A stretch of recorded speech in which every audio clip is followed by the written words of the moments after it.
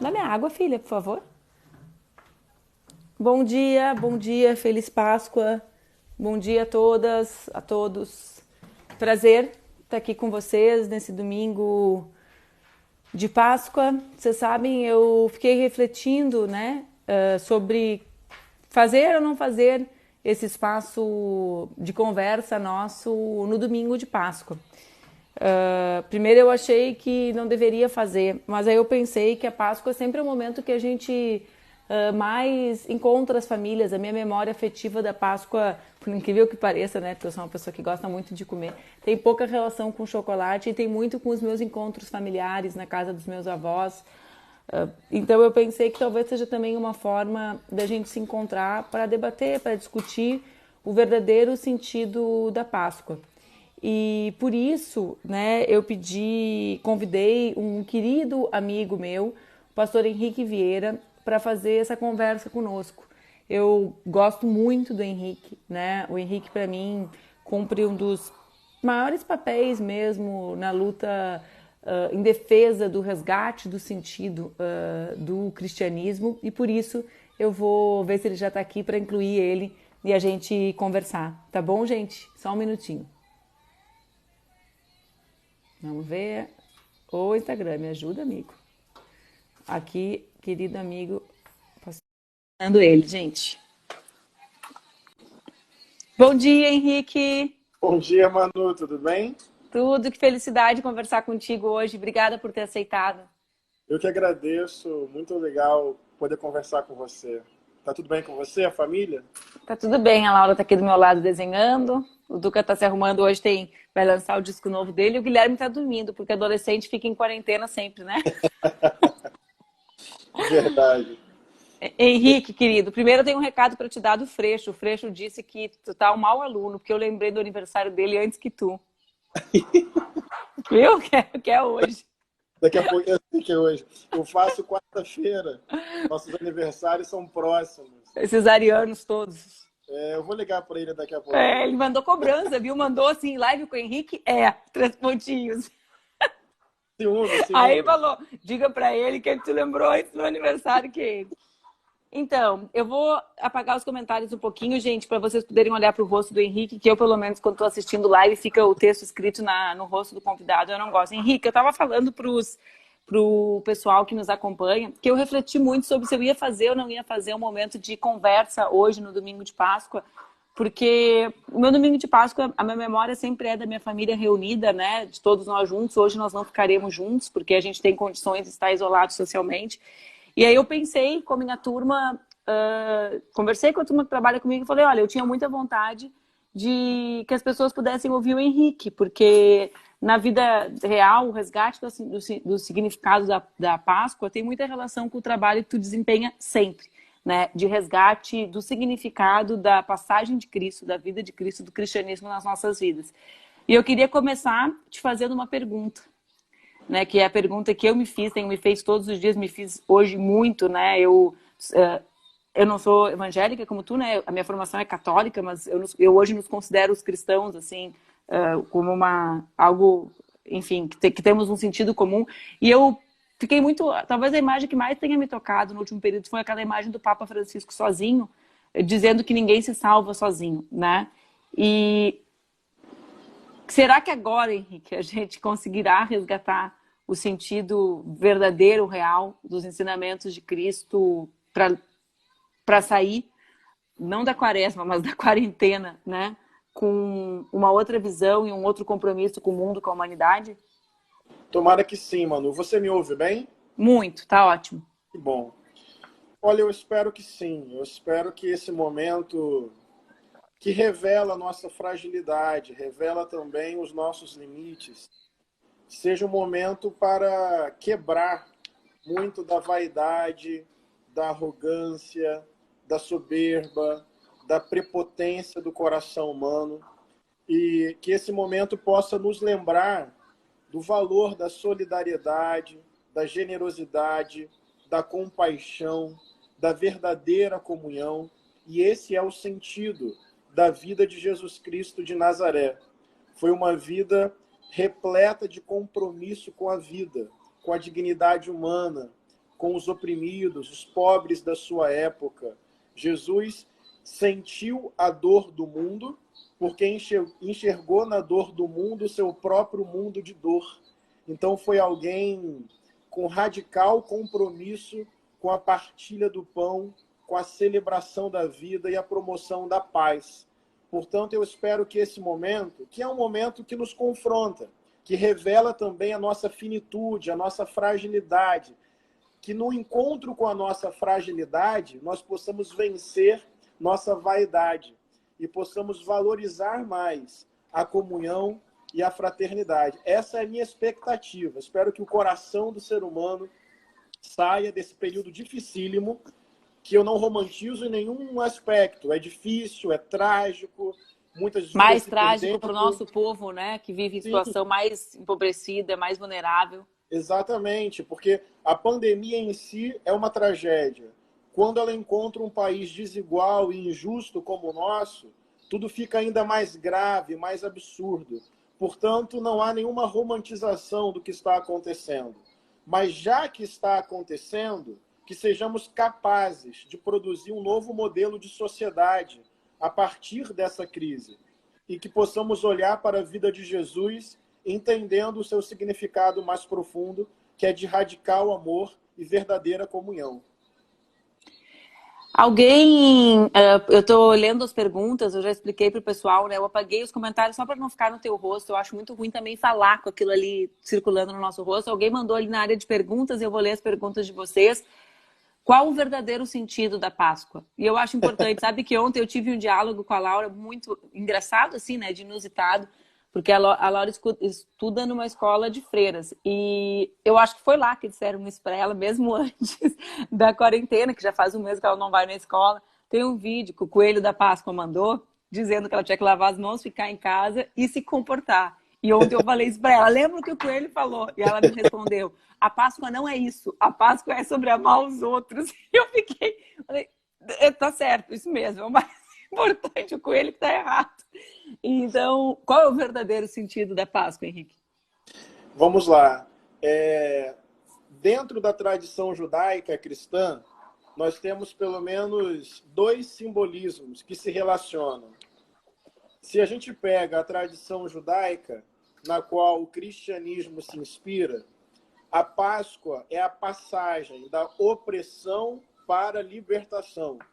Um povo que estava oprimido, que estava numa situação de escravidão, diz lá o texto de Êxodo, que Deus ouviu o grito desse povo, que Deus conheceu o sofrimento desse povo e que Deus se compadeceu daquela situação e que Deus desceu para fazer a Páscoa, a passagem de uma situação de opressão para uma situação de libertação. Então, a Páscoa, na simbologia judaica, tem a ver com esse momento, quando o povo é chamado de uma situação de opressão para uma situação de libertação, rumo à sua terra, rumo à sua liberdade. Então, esse já é um significado muito potente, muito profundo. Muito profundo. Porque o Deus que se revela ali é o Deus que se compadece da dor e do grito dos oprimidos e que desce para libertar os oprimidos dessa condição. Portanto, a universalidade do amor de Deus não é uma universalidade neutra, imparcial, diante das injustiças humanas. Na verdade, diante das injustiças humanas, Deus sempre assume o lugar dos injustiçados e dos oprimidos e denuncia toda e qualquer situação de opressão. Quando nós vamos para o Novo Testamento, para os Evangelhos e para a tradição cristã, essa Páscoa é atualizada na vida de Jesus. Jesus Cristo da periferia de Nazaré. Para nós cristãos e cristãs, Deus fez ser humano na pessoa de Jesus.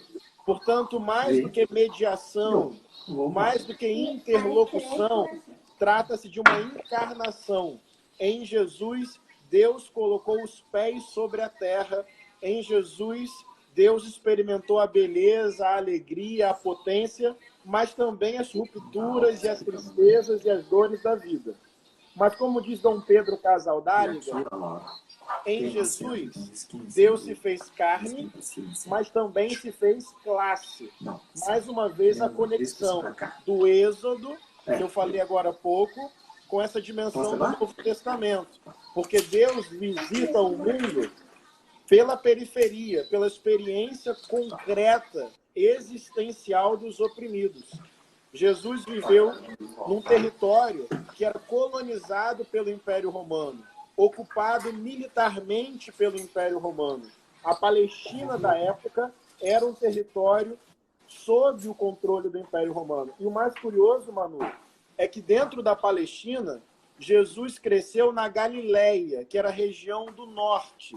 E essa região era, inclusive, alvo de preconceito dentro do próprio povo, porque era uma região muito marcada pelo sincretismo religioso, pelo diálogo intercultural, por uma troca cultural com outros povos. Ou seja, Jesus viveu dentro de um contexto de opressão, num território que era alvo de preconceito, de estigma social. Esse foi o lugar escolhido por Deus para colocar os seus pés sobre a terra.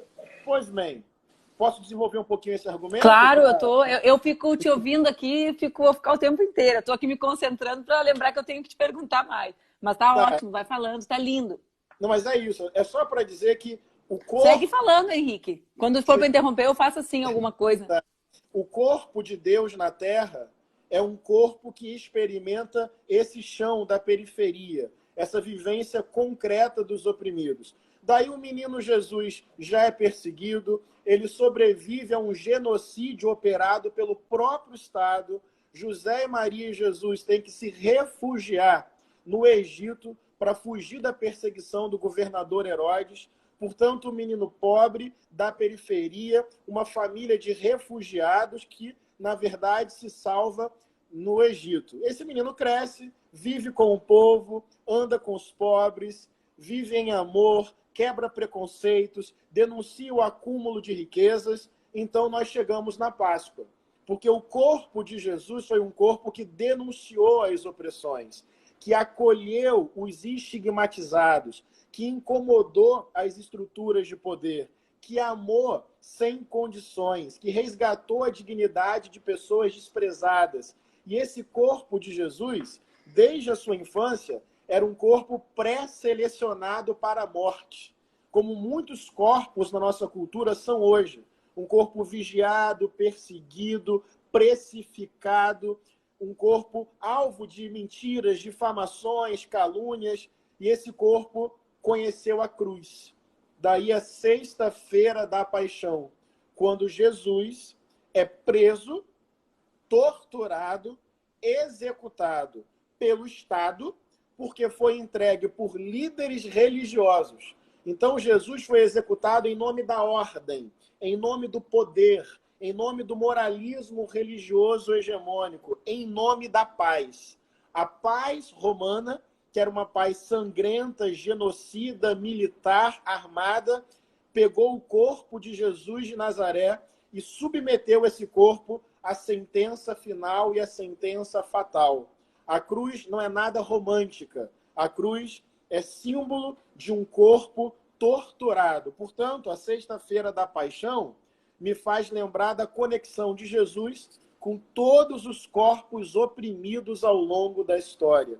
É uma conexão radical, carnal, existencial, espiritual. E cabe lembrar que essa crucificação continuou e continua ao longo da história. Porque quando uma mulher é alvo de violência, o corpo de Jesus está sendo maltratado. Quando um indígena corre de bala, o corpo de Jesus está sendo maltratado. Quando uma travesti é apedrejada na rua, o corpo de Jesus está sendo maltratado. Quando uma criança passa fome, o corpo de Jesus está sendo maltratado. Quando uma família de refugiados não consegue atravessar uma fronteira, o corpo de Jesus está sendo maltratado. Porque o corpo de Jesus se conecta diretamente com os corpos, com as experiências concretas de todos os oprimidos da terra. Mas, para concluir esse raciocínio, a Páscoa não fica só na sexta-feira da paixão, não fica só na dor, no sofrimento da cruz. O final do Evangelho não é a cruz. O final do Evangelho é esse domingo de manhã. É a anunciação do futuro, é a vitória da vida, é a teimosia da esperança, é a ressurreição. Portanto, faz-se a passagem, a Páscoa, da morte para a vida, do desespero para a esperança. E se dependesse do Estado, não saberíamos sobre Jesus. Se dependesse das lideranças religiosas, não saberíamos sobre Jesus. Quem anunciou que Jesus estava vivo foram pessoas pobres, maltrapilhas, marginalizadas e estigmatizadas. E a ressurreição tinha um caráter de insurreição. Porque, veja bem, o Estado matou em nome da ordem. Porque os líderes religiosos entregaram. Mas, a despeito disso, aquelas pessoas pobres da Galiléia e da Judéia disseram: Jesus presente, agora e sempre. Quando eles anunciam a ressurreição, eles estão desautorizando o poder romano, desautorizando a condenação dos líderes religiosos e afirmando que, a despeito de tudo aquilo, Jesus de Nazaré, o periférico, estava vivo no meio deles e os animando a seguir no caminho. Portanto, a Páscoa do Êxodo é atualizada no cristianismo na morte de Jesus e na ressurreição de Jesus. E isso, para nós, sinaliza um compromisso de Deus com os pobres, com os oprimidos, com a plena e verdadeira justiça e um sinal de esperança, que, a despeito dos senhores do mundo, o futuro vem da periferia e é um futuro de partilha, de comunhão, de paz, e que a vida plena há de ser a palavra final. Henrique, eu hoje de manhã ainda comentava com o Duca, né? A coisa que mais me impressionava sempre, né, quando eu ouvia a história da Páscoa e os símbolos, sempre foi ver como a criança, né, como ela capta, sempre foi o deboche que fizeram ao crucificar Jesus com as letras que puseram em cima da sua cruz, né? Então, que hoje eu compreendo aquilo como uma crueldade mesmo, né? Quer dizer, não bastou a morte, né? É preciso, além da morte, debochar, né? Profanar aquele corpo, mostrar o quão indesejável ele era permanentemente. Então, isso me lembra muito situações que nós vivemos hoje, né? Dessa crueldade que é sádica, que é sórdida, que escolhe quem vai morrer e quem vai viver. Mas eu queria te fazer uma pergunta, que é uma reflexão que eu tenho feito muito com alguns amigos, que é sobre o papel das mulheres no cristianismo. Eu, sempre que a gente pensa e fala da história de Jesus, ela começa com Maria o parindo numa forma absolutamente não desejada, né? Nenhuma mulher desejaria ter o seu filho na manjedoura, né? Sem condições. Aquilo é a expressão da não condição ideal, né? Depois, muitos anos depois, enfim, um dia minha mãe me falou algo, e eu sou mãe há pouco tempo, a Laura tem 4, né? Quando um dos meus irmãos ficou doente, que ela me disse, e aquilo me marcou para sempre, que ela havia se sentido como Maria com as 7 espadas atravessando o peito. Finalmente que ela havia entendido aquela passagem, né, das 7 espadas atravessando o coração, o peito, a dor, né, a dimensão da dor. E na América Latina, principalmente, a materialização do cristianismo se dá a partir da figura da mulher. Então, quando a gente pega Conceição, quando a gente pega Guadalupe, né, as mulheres, né, têm um papel muito grande na fé do povo, na materialização dessa fé. Eu nunca conversei sobre isso contigo, eu sempre converso sobre várias coisas, sobre a tortura, sobre a violência, sobre os indesejáveis, né? Mas sobre isso eu nunca conversei contigo, eu queria te ouvir um pouco.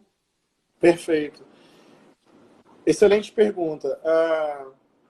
Maria, vou começar por Maria e fazer uma fala sobre a necessidade de tirar a lente patriarcal na leitura da Bíblia. Maria, uma mulher numa sociedade patriarcal, pobre numa sociedade desigual, moradora da periferia de um território colonizado pelo Império Romano.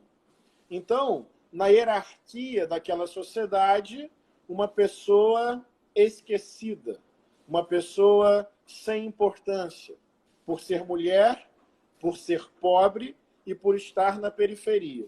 Imagina só a surpresa dela quando um anjo, mensageiro de Deus, a visita. Esse texto, se colocado dentro do contexto, é um texto muito curioso e muito revolucionário, porque as elites não lembravam dela. O poder religioso não lembrava dela. Era um dia a dia anônimo, mais uma Maria caminhando, lutando pelo pão de cada dia. E diz a memória dos evangelhos que em determinado dia o anjo Gabriel, mensageiro de Deus, não vai a Roma, não vai a Jerusalém, não visita um palácio, não visita o templo, mas vai naquela pequena casa daquela mulher pobre da periferia e diz o seguinte: mulher, você é bem-aventurada. Em outras palavras, você é feliz. Só isso já traz uma dimensão muito interessante da visitação de Deus ao corpo de uma mulher periférica. E o anjo diz para Maria que ela é feliz porque ela carrega o futuro, ela carrega a esperança, ela carrega o Salvador. E diz o texto que Maria fica tão feliz que ela canta. É o canto de Maria que está no Evangelho de Lucas, capítulo 1, que é um dos trechos mais lindos e potentes da Bíblia. É o canto de uma mulher feliz, empoderada, anunciando o futuro a partir do seu corpo, a partir do seu ventre, a partir da sua experiência concreta. E no canto de Maria, Manu, ela fala assim: ah, bendito seja Deus que lembrou da minha vida, que lembrou da humildade da sua serva, que lembrou da condição do seu povo. E em determinado momento do canto, ela fala assim: porque ele veio para derrubar os poderosos do seu trono. Imagina só a ousadia desse canto que ecoava do corpo, da boca dessa mulher. Deus veio destronar os poderosos, tirar a arrogância do coração humano, despedir de mãos vazias os ricos e encher de bens os mais pobres. É muito bonito o que essa mulher canta como fruto da visitação de Deus. Ela está anunciando um mundo em que o poder se converte no sentido do serviço e que a riqueza acumulada é destituída para que os pobres tenham dignidade. Então, o início do evangelho vem a partir do corpo de uma mulher pobre, periférica, que canta, que faz arte, que anuncia a salvação.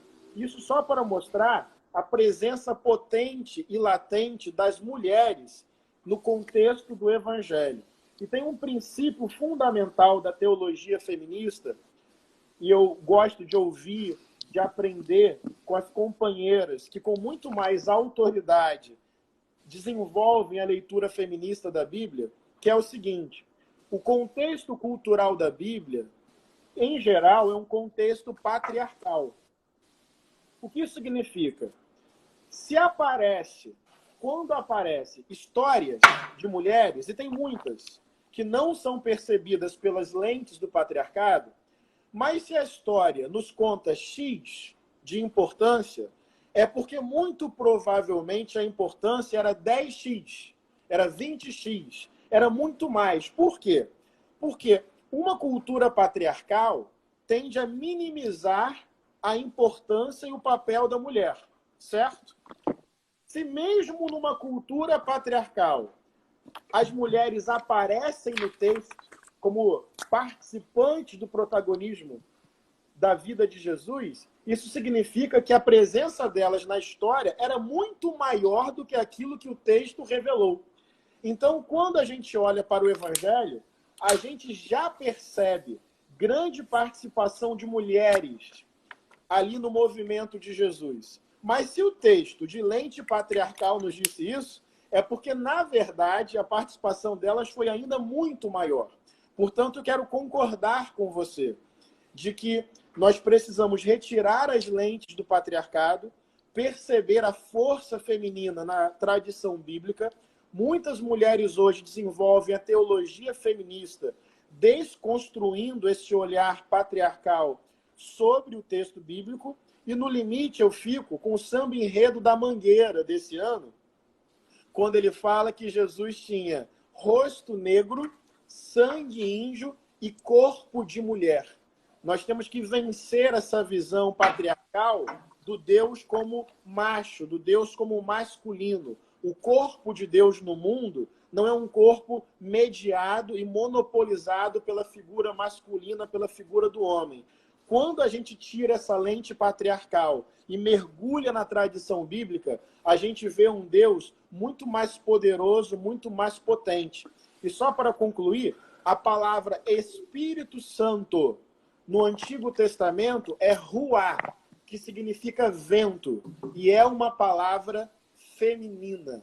Portanto, o Espírito Santo, que na língua portuguesa é o masculino. Espírito Santo, masculino, o Espírito, na tradição bíblica não.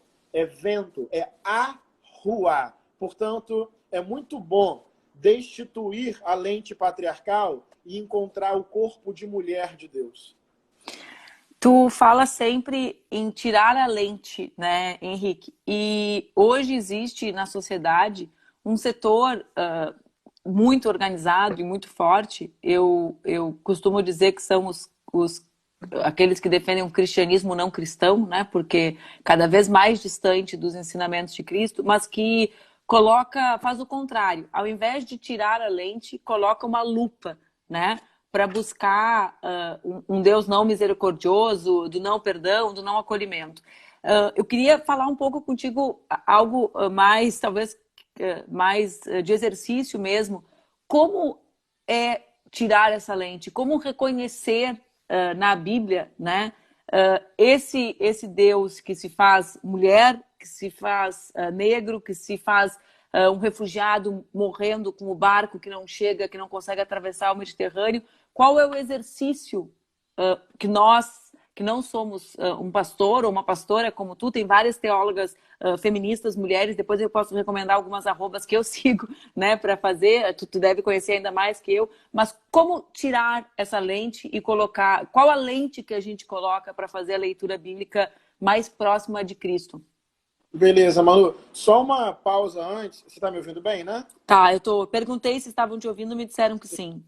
Só para dizer que várias vezes eu estou tomando aqui um café e, de propósito, eu estou usando essa xícara.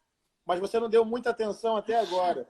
Não, eu tô com a minha profissão mãe tá cansada já de guerra. É porque ano Eu passado... sou colorada, viu, gente? Só quero registrar isso para vocês, ele tá provocando.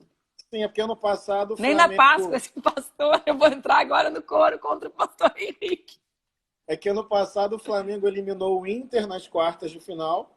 Foi uma eliminação digna, mas eliminou o Grêmio na semifinal, e aí foi realmente apoteótico, né? Alguém me perguntou se eu teria condições de torcer para o Flamengo contra o Grêmio, né? Achando que depois da eliminação eu não ia conseguir. Falei, sim, mas depois eu sou River Plate, né? Obrigado pela pergunta. Eu acho que tem... A melhor forma de tirar a lente é um tripé que eu uso para leitura bíblica. Primeiro, comunidade. Ler a Bíblia em comunidade. Esse é um fato fundamental. É tirar a interpretação da Bíblia de determinadas figuras especializadas que controlam a leitura e a interpretação e impedem o exercício da troca, do diálogo, das perguntas, das dúvidas.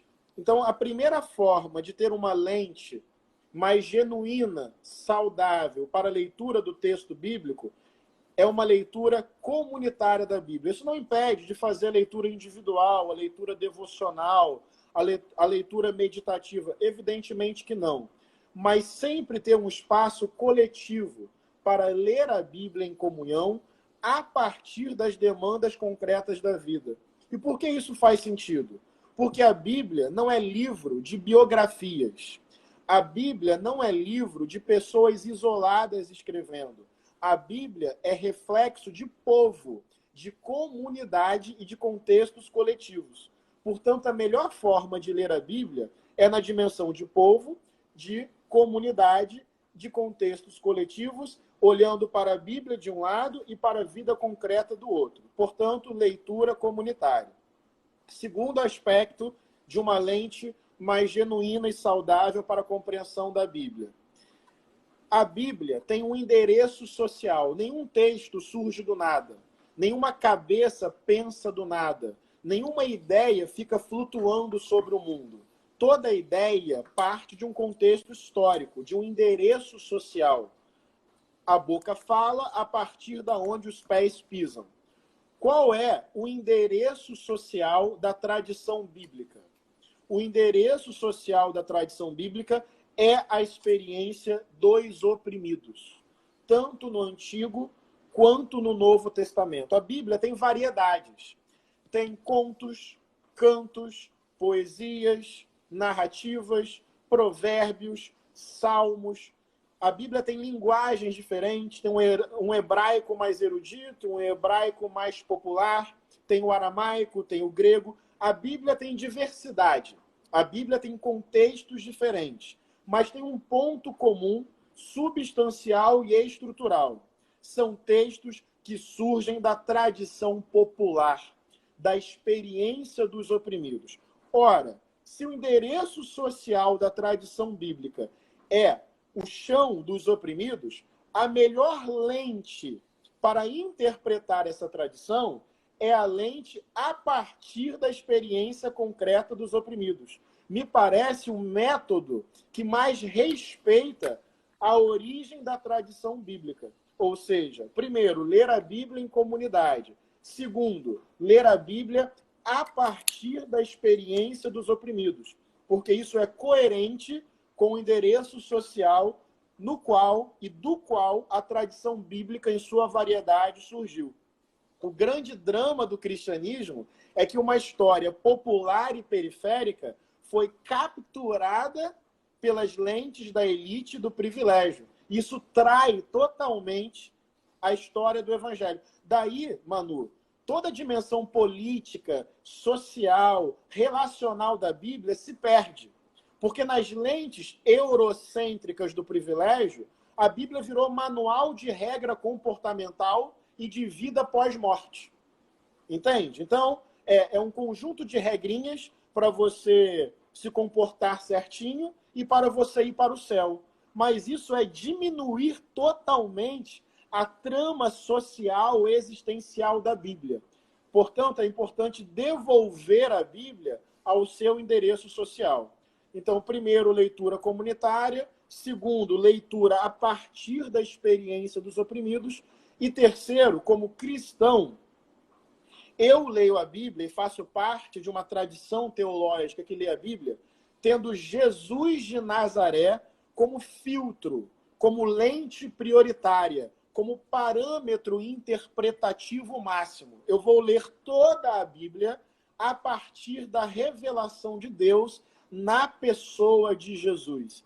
E Jesus foi o amor ético, materializado, encarnado. Jesus pegou a tradição textual da época, a Bíblia da época, e ele não fez uma leitura literalista. Ele pegou o texto e submeteu o texto à dinâmica concreta da vida, às necessidades urgentes das pessoas. Jesus não viu Deus sequestrado por um texto. Jesus não viu Deus minimizado por um texto. Jesus usou o texto bíblico como referência, mas sempre esteve aberto, espontâneo, criativo para ver Deus para além do texto. Jesus viu Deus no rosto das mulheres, viu Deus no rosto dos pobres, viu Deus no rosto daqueles que eram de culturas diferentes, de religiões diferentes da sua, porque Jesus não teve a pretensão de sequestrar Deus numa doutrina. Portanto, eu acho que a melhor lente é comunidade, experiência dos oprimidos e Jesus de Nazaré como parâmetro. Nenhum texto é maior do que a vida de Deus manifesta na história, no tempo, na cultura e nos corpos oprimidos. Ficou uma resposta didática? Ficou didática e ficou precisa, linda. Tenho uma pergunta bem objetiva para ti aqui nas perguntas. Eu estou tentando fazer as que chegam. Tem uma que fala, que pergunta se tu é universalista. Fala, pastor, você é universalista? Eu não entendi a dimensão da pergunta. Não sei se é um termo que eu desconheço. Se universalista significa para a pessoa que Deus não é cristão, que Deus não está confinado ao cristianismo, que Deus é Deus, portanto, o seu vento, o seu sopro vai para além de uma confissão religiosa e a sua salvação é para todas as pessoas, sim, eu sou universalista, porque eu creio que o sagrado se manifesta para além da minha experiência religiosa, mas não uma universalidade neutra, porque eu creio que a universalidade do amor de Deus se manifesta a partir da experiência dos oprimidos da história. Henrique, algumas pessoas perguntaram aqui, eu sei que eu e tu temos uma opinião similar sobre o tema da Páscoa e do Estado laico, né? Que tem relação com a resposta que tu deu intuitivamente no tema do universalismo, né? Então, como... Não é a pergunta, eu tenho uma outra que eu quero fazer minha para ti, mas foi perguntado isso e eu queria que a gente comentasse, que tu comentasse um pouco sobre como os cristãos, né, que percebem e que defendem a liberdade religiosa, que não praticam a intolerância religiosa, que ao contrário, né, percebem a importância do resguardo ao respeito das outras religiões, podem perceber a questão do Estado laico, porque, só para deixar claro para as pessoas que estão assistindo, eu não sou uma autoridade do Estado, né? Então, eu sempre fui cristã e nunca levei o debate de religião para dentro da política justamente por acreditar que o Brasil precisa do oposto, da construção de um Estado que garanta que todos tenham a sua religião. Mas esse é o momento de Páscoa e como cristã eu tenho o direito de fazer a minha celebração junto com vocês, ouvindo ao pastor que compartilha de uma visão do cristianismo comigo. Então, mas eu queria que tu comentasse um pouco isso também. O tema da laicidade do Estado e do cristianismo e da Páscoa. Sim. A Páscoa eu celebro como cristão, com o significado que eu compartilhei aqui da paixão de Jesus e da esperança da ressurreição. Então, é um dado da experiência cristã, da experiência judaica, é um dado também que se alastra na cultura, que as pessoas dão o seu significado, celebram isso na dimensão cultural e social, eu acho super legítimo. E cada pessoa atribui o seu sentido. Agora, do ponto de vista do Estado, concordo totalmente com você. Nós temos que defender o respeito pleno a todas as crenças religiosas, no plural mesmo, e a não crença religiosa. Do ponto de vista do Estado, essa é a minha defesa permanente. E o Brasil está muito longe disso, infelizmente. Porque existe hoje, você sabe, já há algum tempo e vem crescendo, um determinado setor dentro do cristianismo que vem usando o Estado para impor ao conjunto da sociedade uma doutrina específica. Na verdade, essa é uma questão histórica no Estado brasileiro. A laicidade nunca foi muito respeitada. E laicidade não significa aversão à religião. Pelo contrário, é dar o direito para que as pessoas manifestem suas crenças.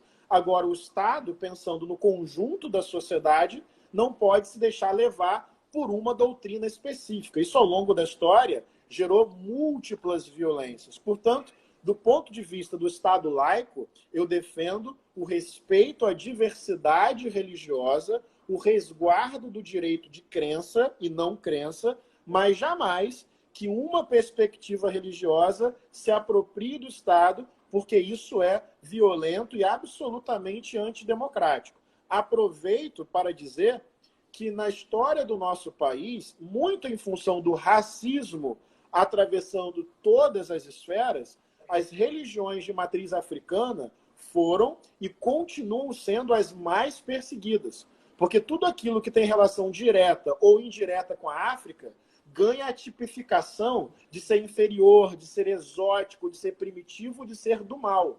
E eu fico muito triste e aproveito a sua live para desautorizar o discurso cristão que estimula a violência contra pais de santo, mães de santo e terreiros. É muito triste ver o nome de Jesus sendo utilizado para esse tipo de comportamento intolerante e racista. E o próprio racismo impregnou o próprio cristianismo, retirando as histórias negras da Bíblia, tornando Jesus alguém distante da ancestralidade negra e por aí vai. Então, laicidade é um princípio democrático fundamental. O Brasil está muito longe disso. E eu aproveito aqui para, em nome de Jesus, desautorizar o discurso que, em nome de Jesus, vem violentando outras religiões, especialmente os irmãos e as irmãs das religiões de matriz africana. O tempo passa muito rápido te ouvindo, viu, Henrique? Tá todo mundo, tem várias pessoas te mandando um abraço, agradecendo tudo que tu representa. A gente tem lutado muito para garantir condições para que as pessoas do nosso país fiquem em isolamento, né? Talvez a nossa maior batalha para salvar vidas hoje, né, seja a que as pessoas mais vulneráveis possam ficar em casa e que as pessoas que têm condições fiquem em casa mesmo, né? Quer dizer, que não circulem, que não passeiem, que compreendam a dimensão desse momento no país. E nesse momento surgiu um debate muito potente, muito grande, com relação às práticas religiosas, né? Quer dizer, é preciso estar no templo para chegar perto de Jesus. Eu já falei isso no início, eu acho que antes de tu estar conectado, nada, e talvez até eu ficar muito velha, eu acho que a gente vai ficar velho se lembrando desse período, né? O Duca diz para o Guilherme lembra bastante de coisa, porque vão te perguntar quando tu fores velho, como foi a pandemia, né? Do impacto disso. Verdade. E para mim, o mais forte que houve, para mim, né, foi aquela imagem do Papa sozinho, né, na praça. Talvez por conhecer a imensidão daquela praça, né? Talvez por ele sozinho, não estar sozinho, porque ele não estava, né?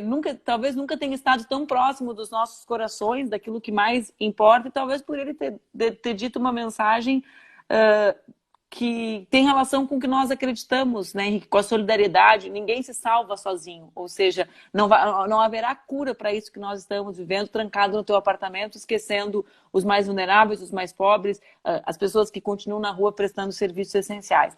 Por isso, eu queria te perguntar, né, eu queria que tu falasse um pouco isso. É preciso, são duas perguntas, né? É preciso estar na igreja para estar perto de Deus? E a segunda é preciso ter uma igreja para estar perto de Deus, né? Nesse momento é preciso e sempre é preciso se encontrar com Ele, com essa relação mediada? Não. Estar em comunhão é sempre muito bom. Estar em comunhão, encontrar as pessoas, faz parte de boa parte das tradições religiosas e do cristianismo também. Eu, pessoalmente, estou sentindo saudade dos meus irmãos, das minhas irmãs, da minha igreja, do nosso momento de oração, leitura bíblica, da nossa amizade, da nossa fraternidade. Então, a comunhão é boa, é saudável, a comunhão física, presencial, a gente gosta disso. Mas não precisamos disso para um relacionamento com Deus em hipótese alguma.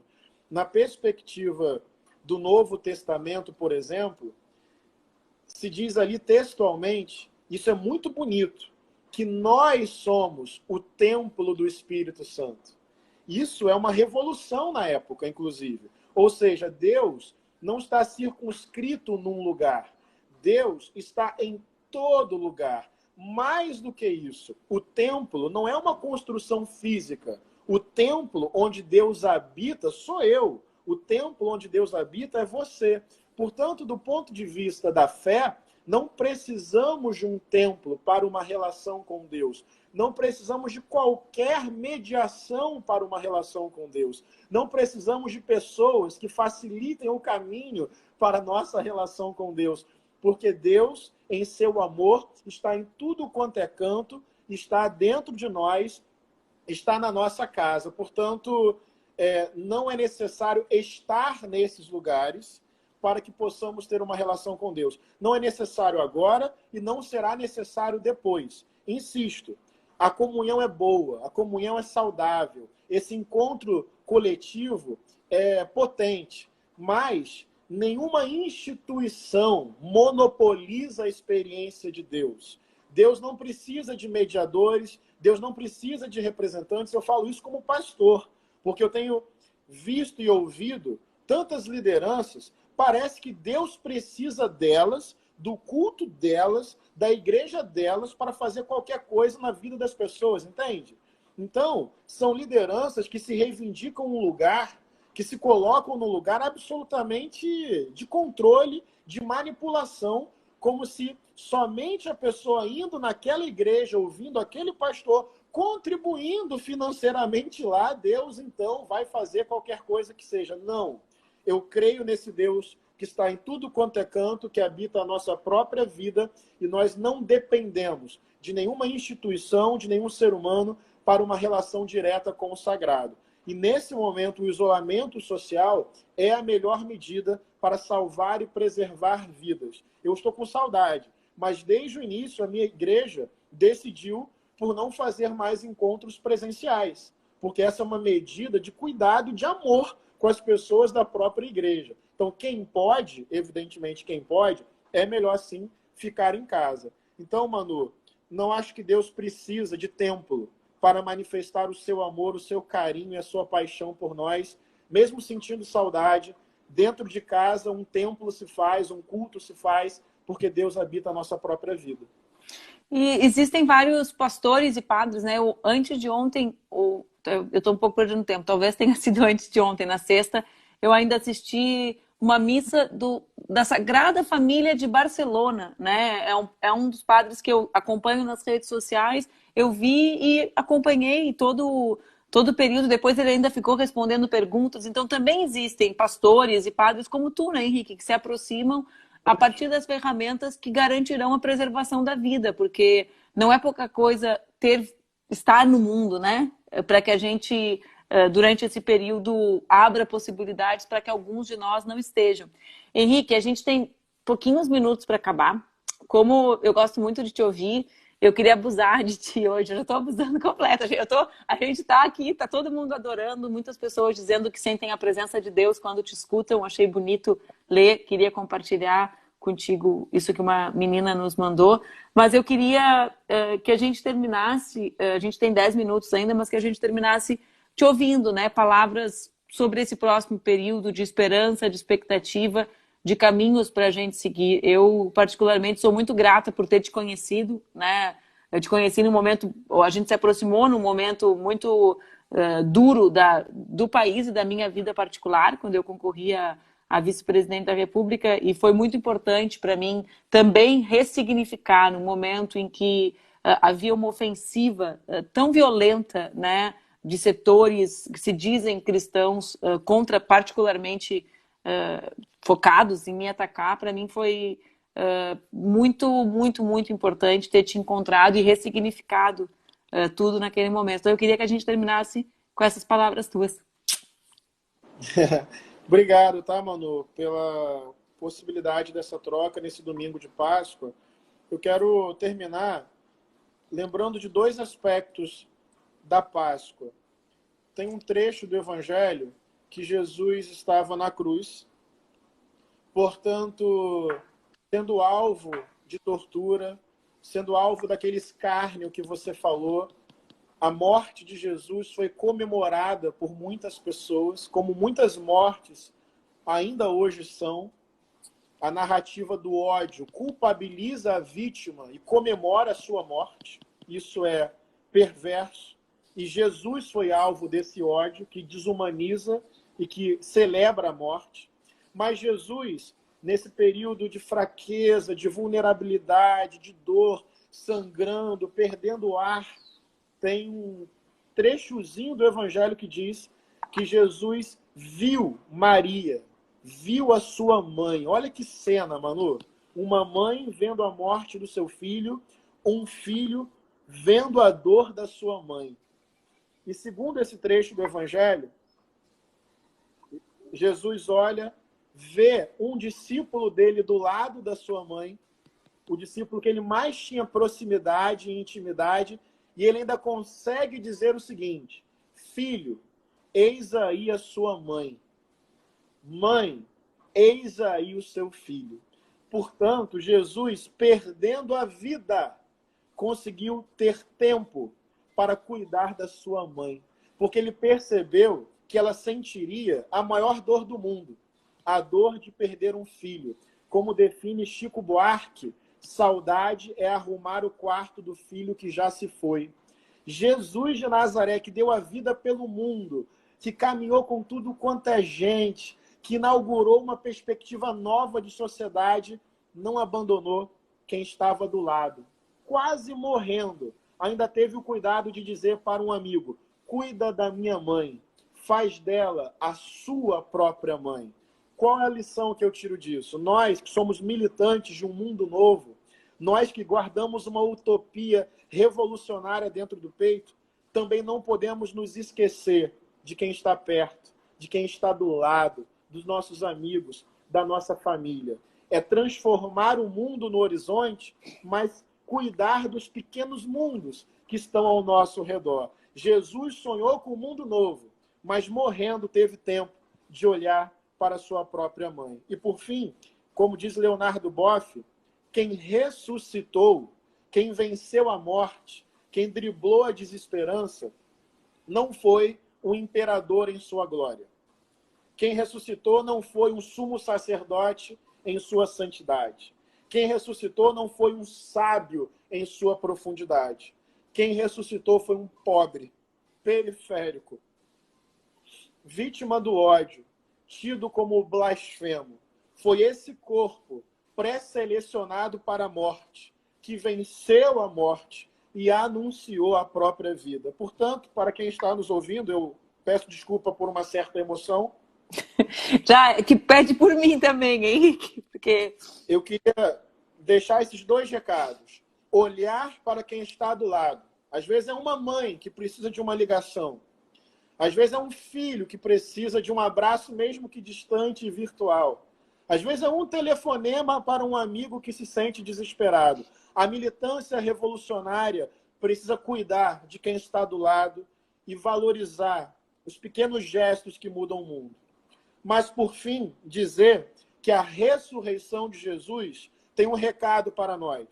Não haverá futuro de paz para o mundo, matando o pobre, violentando mulher, colocando o negro sob o alvo do racismo, dizimando povos indígenas. Não. A ressurreição de Jesus é um recado de Deus. O futuro do mundo só vai ser justo e pleno se vier a partir da justiça, da ressurreição dos corpos oprimidos. Portanto, olhar para quem está do lado e se decidir eticamente pelos oprimidos do mundo. Tem cruz, mas o fim da história há de ser ressurreição. Obrigado, Manu. Obrigada, Henrique. Obrigada, foi lindo, viu? Muito obrigada. Espero que todos vocês tenham gostado. Uma feliz Páscoa para ti e para tua família. Feliz Páscoa, minha amiga. Tchau, tchau. Obrigada. Tá.